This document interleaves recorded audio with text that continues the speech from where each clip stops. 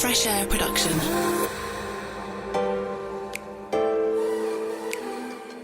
Hi, and welcome to Fresh Ears. I'm Neil Cowling, and I'm the founder of Fresh Air Production. We're the UK's leading producer of podcasts for brands and businesses, and we're made up of a team of wonderful people.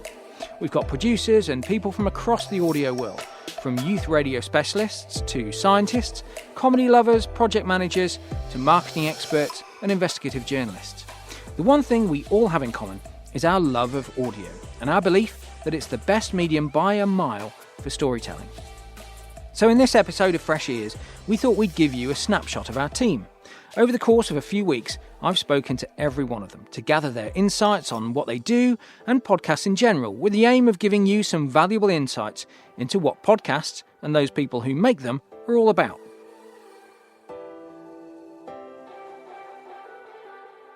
And we'll start with the wonderful Izzy Clark. With a background at the Naked Scientist and a physics degree, Izzy leads on our science podcasts.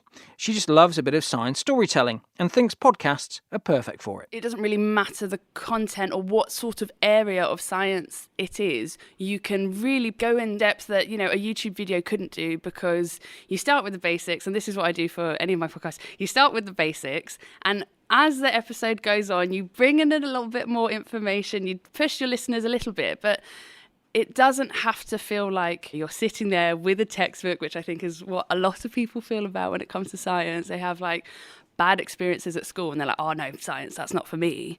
When actually you can associate that with so many things around us every single day that I think it's quite fun when you sort of tease out those stories. And yeah, podcasting is perfect for that, because I also think that you find such a dedicated audience and a listenership, and they're kind of like, oh, well, if you like this, then actually here's something else that you might enjoy. Alongside Izzy is Eva Higginbotham. With a degree in neuroscience, Eva is, unsurprisingly, also a huge advocate for podcasts in the subject of science. To be honest, audio is what I consume. And I know that the reason I consume audio is I can listen while I'm living my life. I'm listening while I'm cooking, I'm listening while I'm walking or cycling, or sort of constantly have headphones in my ears. And I feel like the fact that you can integrate audio into all these different areas of your life means that you can get so much more engagement. You're allowing the story to become integrated into someone's everyday life. And that's what I like to consume. I didn't know what a podcast was in 2015. And now I get to create them, telling stories that are interesting and relevant to everyday people.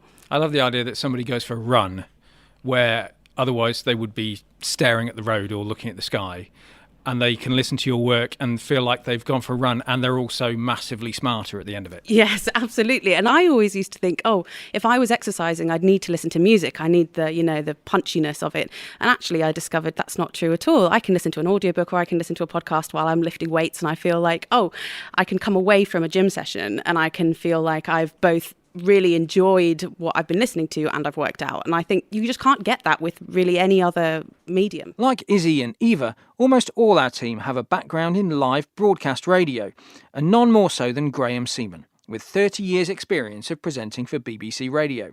So, podcasts, radio. What's the difference? I think with radio, it's much more immediate. You're up against incredibly tight deadlines, and you learn to be able to speed edit and to mix things at a faster rate. But sometimes you just have to draw the line somewhere quite quickly because you've got a deadline to meet. With podcasting, it's a lot more different. You've got more time to breathe, and that gives you a greater opportunity to experiment more with the way that you mix things, the way you add sound effects in, the way you mix music. There are a whole plethora of tools available to allow you to do that. But that's the thing I enjoy. And I think as a result of that, unless you're being paid vast amounts of money as a producer in a broadcasting organisation like the BBC, where that's all you do, I think certainly from the background I came from, this is great because it means that I can spend more time. And I think the final product is probably more polished in many respects, and you've had a chance to sort of play around with those little nuances that you get with sound that perhaps you couldn't have done if you're working in a live broadcast situation. And I think that word breathe is really important, because I think it's not just technically how it breathes, but also the way the story unfolds and the people you talk to. You've got a lot more time to spend with the guests, you can get more from them and their stories because you're afforded that luxury. Annie Day also came to Fresh Air after being a live producer and has also adjusted to the more thoughtful pace of podcasts and the range of topics we cover. I started in the BBC. As we all did. As what a beautiful place. Your old station, in fact. And started working, as is with the station I was in, across everything, but predominantly breakfast and mid-morning. So live programmes, live news-based programmes. So small, bite-sized bits of content. The pieces would probably be maximum 5 minutes. So they were, small, dotted with music, that kind of thing, and out and about reporting as well. But the main thing was that it was live. Did that for 15 years and then made a jump to podcasting, which is a whole new world. Is it that different? Are there similarities in there between doing live radio and making podcasts? Yeah, there are loads of similarities. But I think for me, the big difference is going from live, fast-paced, to recorded, much slower pace. And by that, I mean I was working especially on breakfast. I might be coming in at 5 a.m. and setting an interview up for 6 a.m. So you're booking a guest, you're writing a script, and you're getting it on air in an hour. And then I came and started working with you, and you'd say, I need 10 episodes, and you've got 3 months to plan them. And I'd be thinking, what? But that goes quickly, right? Suddenly you realise that's not a luxurious amount of time. Exactly. It goes really, really quickly. So I think that was probably the biggest shock, having to turn things around in a different speed.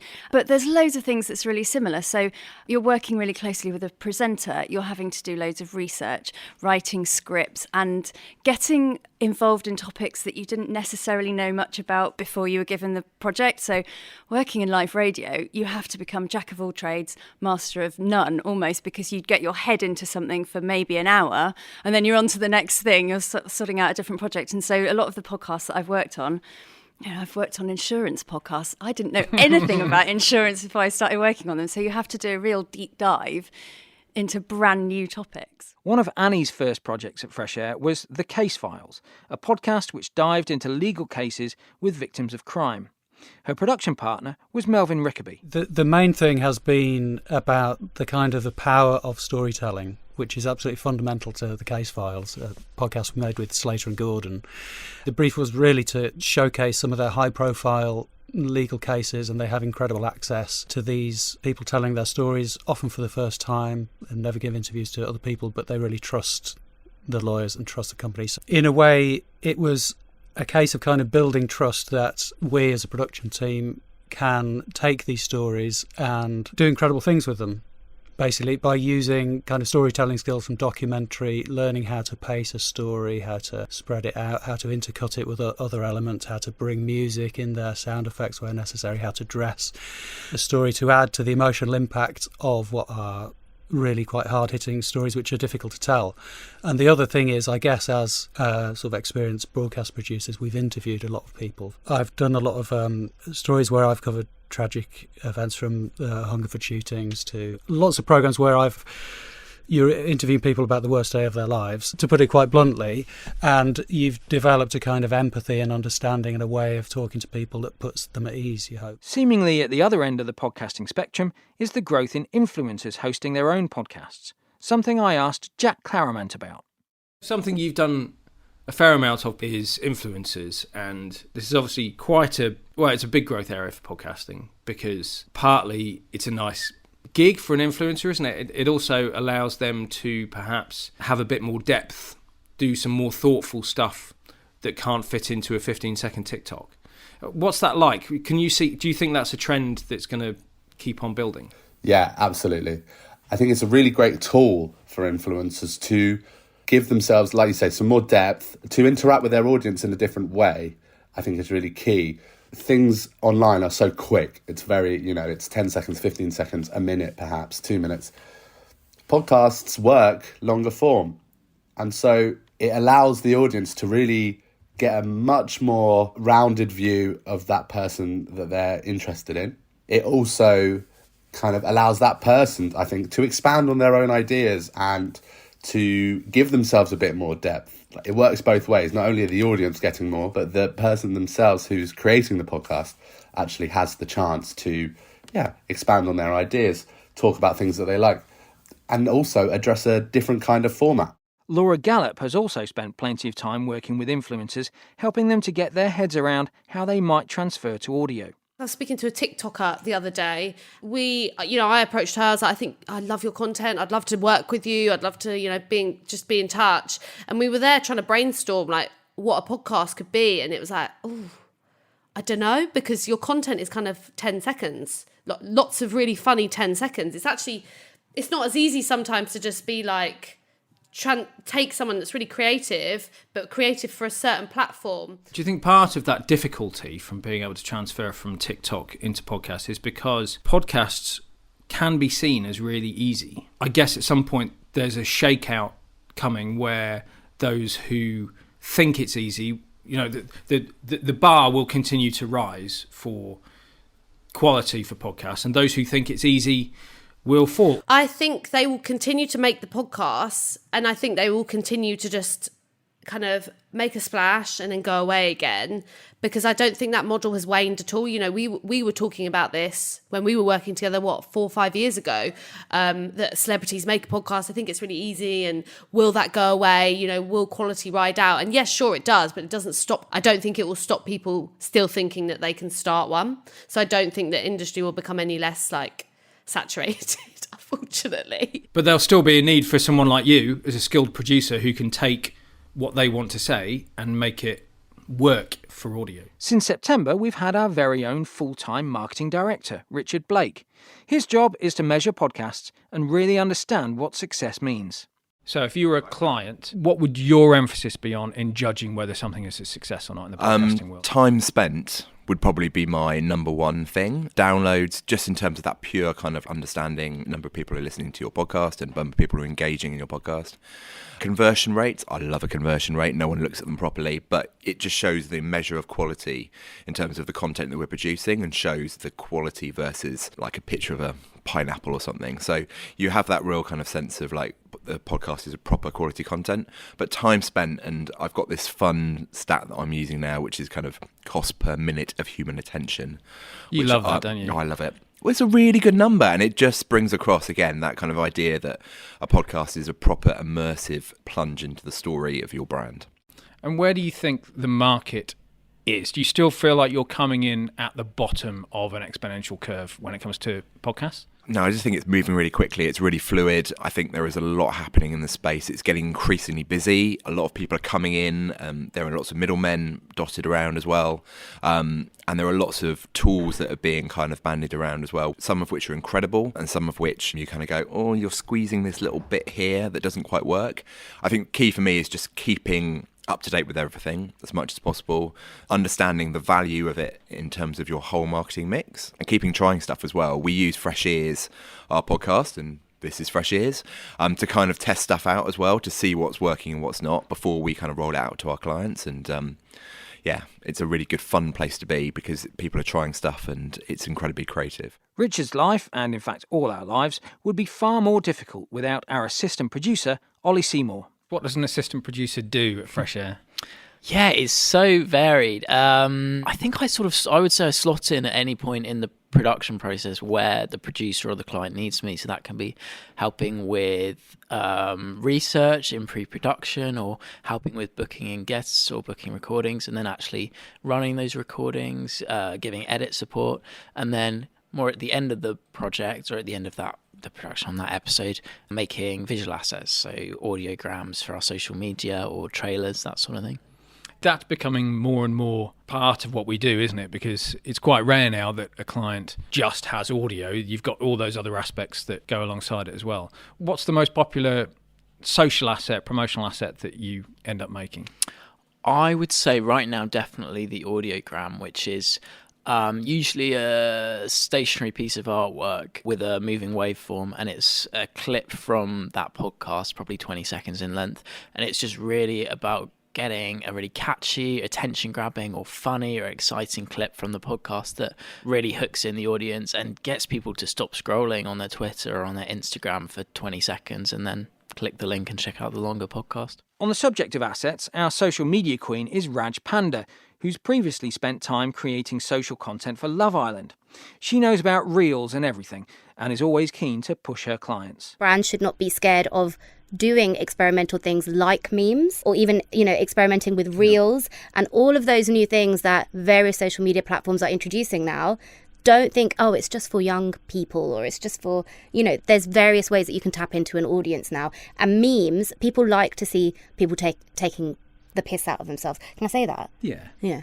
Just like, I was like, how do I not swear? But yeah, and I just think, have fun with it. It doesn't always have to be serious. And obviously, if you are dealing with serious subject matter, think about other ways that you can promote that isn't just clips from the podcast or an audiogram. Like, think about maybe an explanatory TikTok or a reel. So it's just about having an ear for it, really, to being able to spot those things that will work as other assets. Yeah, like how can you explain what your podcast is about in 30 seconds without using a clip from the podcast? Like, what bespoke content can you make? A big part of those social assets, of course, is video.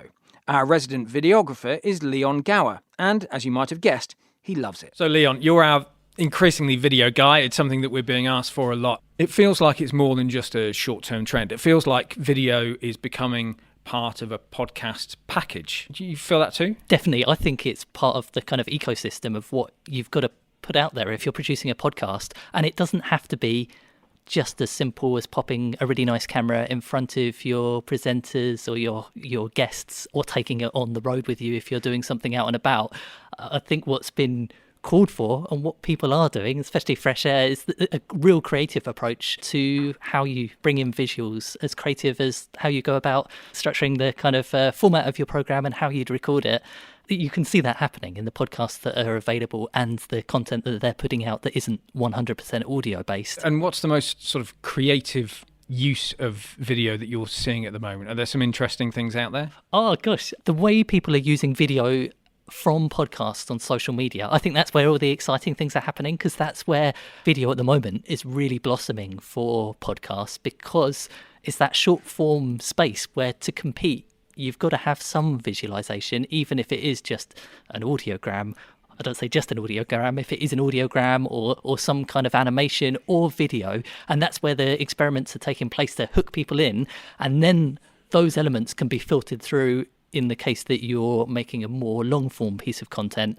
So yeah, TikTok, Instagram, all of those places, TikTok especially, people using video in really creative ways for podcasts that sometimes, and often the best ones aren't bits that are lifted from the podcast. There's something feels a bit, unless it's something really, really special, sometimes it can feel a little bit uncreative if you're just like, oh, let's just snip 38 minutes to 40 minutes and pop that on the internet, and then they'll love that. But like, I don't know whether that always happens, because you've got to be 38 minutes in to appreciate that, make things for their purpose. As ever, it's about creating something the audience genuinely want to hear. And as Phil Sansom says, our starting point is the medium and those listeners. I don't think the way we approach this kind of thing is that first we think, okay, here's the science. Second, we think, how are we going to communicate it? That's certainly one way to go about communicating science, if that's your primary goal. But for us, it was always about how can we make, great audio and great podcasts first, because that's something people really crave. And I think within that, people really want podcasts and audio that are interesting and make them think and make them learn new things and make them inspired. And the second point is kind of a cliche, but audio is a visual medium. And the pictures that you can generate in the listener's head, if you do it right and you give the proper narration and the proper context and the proper actuality and sounds from the environment, then you can really bring something to life in someone's head in quite a magical way. That you can do, of course, with film, but it's not as personal as an experience as you can get with talking directly into someone's head. And the person in charge of challenging the clients to try new ideas is our Director of Content, Michaela Hallam. We've worked with some amazing brands who've been hugely receptive to ideas and strategies. And I think once they understand that ultimately it's both in their and our interests to make something that delivers on objectives and there's return on investment, and that people can see as a success, then they're really open to different ways of experimenting with that and working with different concepts. And it's everything, as I said, from the context of listening. So one of our brands was really brave and has done a mindfulness series that fits into your 2 minutes of teeth brushing. And so again, that's being really clever and adaptive to the way that your listener engages with the content. We've got some brilliant, almost kind of hybrid models going on at the moment where people are borrowing from the grammar of hugely successful podcast genres and applying those in unexpected ways. So you might be with Q, cross-referencing and borrowing from the grammar of true crime to tell stories about botanical science. We're just working on a series at the moment, which is a hybrid of a relationship podcast and a financial company. And that's come out with some really distinctive and surprising ways in and ways of telling stories. And I think that's the key, is that podcasting is growing massively as a medium, and you need to understand who you're talking to and understand how to stand out in that market to create distinctive content that is going to lift you head and shoulders above the rest, but also create an audio brand and a tone of voice and a personality for your brand in audio. And I don't think enough brands consider what they sound like. And so podcasting is a brilliant way for them to start to explore that. And it's something that we really enjoy helping them do. The other element of your job is managing this growing team of producers that we have, and people picked from all sorts of different backgrounds and applied to different clients. How would you summarise the team that we have? How do you work with them, and what do they as a collective bring to what we do? Genius, passionate, eclectic. It's such a brilliant group of people, and such a diverse group of people with such different interests. And I think that's why this works, is that we will always try to match a producer with a project that either genuinely interests them or excites them or stretches them. And so they're going to enjoy delivering and telling those stories in a really compelling way. And I think that there are people who will be able to tell these stories far better than I ever could. And I think that's indicative of being able to step back and say, okay, I can do this bit, but you're the one who can crack on and get under the skin of this subject matter, because it's either something that you're passionate about or something that you've already had an education or interest in. And it's kind of cross-matching the audience with the ways of telling stories with the right person to help tell that story. On the practical front, working closely with Michaela, our most recent recruit is Becky Bird, production coordinator. So what's she here to do? So in terms of helping clients, I feel like having another eye to overview the entire project is so important. Just in terms of keeping everything on track and then helping hit deadlines originally agreed. Anything that can make everyone's day-to-day a bit more easy and efficient is my remit. So whether that's logistical or just any queries, my impact for clients is just to help everything run as smoothly as possible. Because we have really wide range of types of projects. So some of them are quite simple, some of them are mind-blowingly complicated. What are you most excited about getting your teeth into? I think it's the complicated ones, because I suppose that's why I'm here, is to help, sort those moving parts out, just get really stuck into the nitty-gritty of making a podcast. And it's also about understanding what goes into it. So there's so many different elements, and for me personally, that just absolutely fascinates me. And to be able to make that run as efficiently and smoothly as possible is maybe a bit geeky to some, but for me, that's my dream job. Yeah. I think podcasting itself is growing. It's growing so fast, and to be part of it now is incredibly exciting. It's something that I've been kind of dreaming of. So to be part of an industry that's growing at such a fast rate, but also the podcasts that we have are just so varied. So to be part of a really broad spectrum of podcasts is also, incredibly interesting. So who is Becky coordinating? Well, a team of staff producers and a wider group of freelancers who work with us on a project-by-project basis. One of those is Juliet Nichols. You work for other people, you actually have your own production company, and then you work with us as a freelance on particular jobs. But do you still feel part of the sort of Fresh Air family? Yeah, and I think that's the thing that's potentially slightly different with Fresh Air, is maybe because we've worked together for what feels like years now. I'm sure it is years in a good way, but these things, sort of relationships build over time, don't they? And there is a sense of friendship in the Fresh Air team that I don't know if you get elsewhere when you're freelancing. That's the truth of it. And I freelance all over the place, do lots of different projects, and for me that's the spice of life, doing different things and learning different things, and that's brilliant.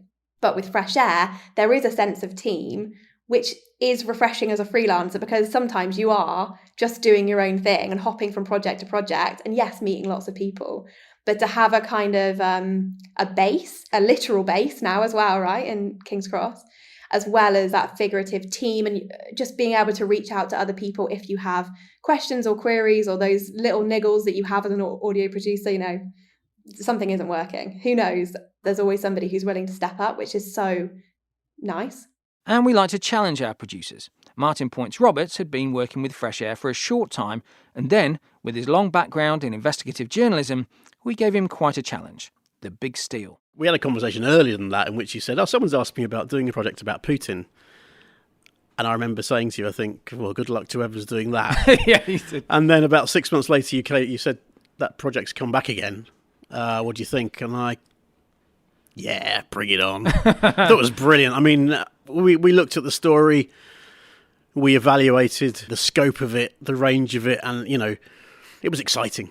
It's an exciting story. It's fascinating. It's got everything you want from, money heists to murders to, all those things that, you think, oh, crikey, you wouldn't get it in a movie, but actually it is real life. And you get buried in it as well, don't you? That storytelling, that yeah. Research. Completely. And I love that side of things. It makes a change to become really immersed in a subject, because over my years of being a journalist, you become an expert in very little amounts of an awful lot of things. So, I can tell you quite interesting facts about a lot of things, but not with the depth that I know about Russia now. So I surround myself in bedtime reading of Russia in the 20th century and things like that. Yeah, it's just a never-ending story which unfolds, and it's fascinating, and yeah, I love it. And also that's a podcasting thing, isn't it? Because modern media is a lot about knowing small amounts about lots of stuff. We consume all our media in short bursts. So your point about being able to dive into a topic is for you as a journalist, but it's also for the listener, because they get that dedicated time. We all know Putin's a bad guy. We've known that for a long time. But I think one of the premises of The Big Steal was that we didn't really quite know why, or didn't know how bad he was. And I think being able to go into that amount of depth on a topic, and kind of vicariously, because you've researched it so much, the listener feels like they suddenly know so much more about the story than they did before. And that's one of the reasons why I've always loved audio over TV and video, because the stories that you tell in radio and audio are so much more detailed than in TV. And it seems that reflects the attention span of the nation, maybe. People always want to get these quick hits on Snapchat, TikTok, Instagram, the lot. But actually there is a risk that storytelling could become a dying art, could become a lost art. And actually, without that art, what are we? We're a throwaway society. We need to delve into these stories that deserve the attention, deserve the detail, because there's so much that people need to know about. The Big Steal demonstrates how branded podcast work can be exciting and ambitious and journalistic. Another producer in the same mould as Martin is Anna Riggs. My podcast is called the Global Safety Podcast, sponsored by Lloyd's Register Foundation. It's about global safety, so it's all about preserving human life. And the great example of that is around safety at work, and particularly women's safety in the workplace, and particularly when that comes to sexual harassment. Talk about that episode for a moment, because that was an extraordinary piece of work. A big issue for women is safety at work, and a lot of their research showed up that sexual harassment, violence against women at work was a huge thing globally. We managed to get a lot of women who weren't in the public eye, just women who had experienced this, to come on and kind of tell their story as well. I think that helped. It didn't help make it more topical, but it helped kind of reinforce the idea that this is everywhere, and it's a really big problem, and it's happening to women all over the world all the time. I think those voices really did reinforce that. While Martin and Anna come from factual documentary making, Alex Kenning spent his formative years at Radio 1, working for legends like Judge Jules and Giles Peterson. So he's an advocate for elevating your podcast with sound design. Well, I think there's a few things, and it's probably more pertinent now that a lot of podcasts are being recorded remotely. Or obviously, we're in a studio now, but there's obviously sound design, but there's also making sure that the acoustics of the room that you're in will make you sound as good as you can sound. So ideally, you don't want to be in a kitchen or a bathroom or outside or in anywhere that has lots of space, because that's immediately going to give your voice lots of reverb, and that's going to ultimately not sound great, and also it's much harder to edit when there's lots of reverb. There are some very great plugins which can help, but again, that flattens the sound and doesn't make it sound very natural. We did a really interesting podcast with a toothpaste brand, didn't we, where we used sound effects to accompany instructions for children to brush their teeth to, and I thought that was a really great way of actually using sound design in a non-cheesy way to add like a new layer, a new dimension to the episodes. Sound design, music radio and commercial audio are the grounding for another of our senior producers, Catherine Kerr, and she applies her skills in creating multi-layered programmes for culture, history and beyond. So imaging, it kind of encompasses a lot of different things. It's a very beautiful field, which I don't work in anymore, but I do definitely take the emotive element of it forward into a lot of the productions that I create. So when it comes down to the editing and creative process, usually when you're actually writing and scripting, you're starting to shape ideas of how you want your listener to feel and what kind of world you want to immerse them in. So whether it's using sound effects that you've gathered on location, or maybe a bit of, cheeky Foley or sound design or music to create the mood, and then obviously directing your presenters and voices, all of that comes together in creating a certain atmosphere for your production and taking your audience on an emotional journey. So there are definitely lots of tips and tricks from the world of imaging and audio production that you can deploy when you're actually creating narrative programs as well. Definitely. It's storytelling in its most beautiful form, isn't it?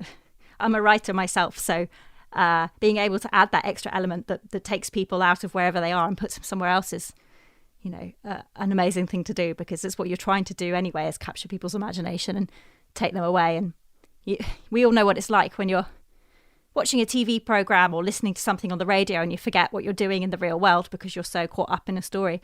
And I suppose that's what we want to do with sound. Meanwhile, Paul Russell spent his pre-Fresh Air time in the comedy world, and so he's all about taking the germ of an idea and building it into a full-on podcast. Working with comedians, I'd work with comedians, come up with ideas. It was just fantastic, pitching ideas to the BBC mainly. But one of my proudest moments, I worked with a lady called Kerry Godleman, and I saw her stand-up show, and within that stand-up show, she did a 5-minute piece, which was brilliant, on her having lists and the importance of her having a list, because she was a mum as well as a comedian, and it was hilarious. So I sat there and thought, there is a radio idea there. And we came up collectively with her and her writer, and we came up with 2 series of half-hour sketch shows where we created each week. She would tell us what's on her list that week. And some things would be really weird, some things would be like buying loo paper, but each of them then either produced stand-up, sketches, chats. It was absolutely fantastic. And my proudest moment was when I took a phone call after the second series was airing on Radio 4 from an Irish animator who said, "We've listened to this, thinks it's fantastic. Can we animate it, please?" Amazing. And it didn't happen, but just to sit and think that we've created audio that which is exactly what we want to try and do now with Fresh Air, is use comedy in a way that really hasn't been done before. There's lots of comedy podcasts out there. The reality is most comedy podcasts are either 2 comedians talking about themselves or 2 comedians talking about other people. That's okay. But there's so much more that we could do. And with the help of brands who've got stories to tell, who've got experiences, to build that into a comedy environment has got to be just perfect. But it's not easy, and you've got to have commitment from clients, etc. But I think we've got a great team at Fresh Air that I think can create, hopefully, some really unique, witty podcasts that maybe the country hasn't seen before or heard before. And sometimes we bring to life the client's own idea. Our resident business and finance expert, Juliana Needham, has worked with Barclays to train their own presenters and develop their own format ideas. Barclays wanted to use an internal presenter who is a business development manager in their mortgage team. In March last year, we ran auditions, and it was just as COVID was kind of hitting the country. We came up with 2 really great presenters, so we decided to use them together. And then the country went into lockdown, so we had to train 2 completely novice presenters in how to present a podcast, get them set up with equipment and get them up and running, which took quite a lot of work, particularly on the sound front of the training, interview techniques. Luckily, they've been absolutely brilliant and really fun to work with. We have a lot of clients who want to use internal presenters. Is that a good choice most of the time? I think if you've got the right people to work with, I think if there's nobody obvious, then it can be a disaster. But I think with the right people, which these two definitely are, it can be lots of fun, and they bring a lot of knowledge to the table. They know their subject inside out. They're really fun to work with. They've got good connections. So yeah, it's worked out really well. Working with internal presenters is one thing, but we also go out and find presenters for your podcast. Jane Morgan was given the task of creating a podcast that explored Islamist terrorism and was sent out to find the perfect host. Before we even thought about presenters, we were pretty clear on what it was that this podcast was trying to do. It had a very specific focus. So it wasn't just generally about terrorism. It was trying to give people the information they needed to get back on the horse if they saw a terrorism news item, if something was happening in a far-flung country. A lot of us, that was the idea, feel that actually, you know what, we've lost track. It's yet another dusty landscape with people on the back of white Isuzu trucks and we don't really know what's going on. Or it's, you know, who are these people and what is the difference between Daesh and ISIS and all of that. So the concept of the podcast was quite clear at the beginning, and that was, we want to give people who aren't experts the sufficient information that they now can begin to understand all of the different things that are happening, which then helps, and that focus helps when you're thinking about, okay, so what presenter do we need?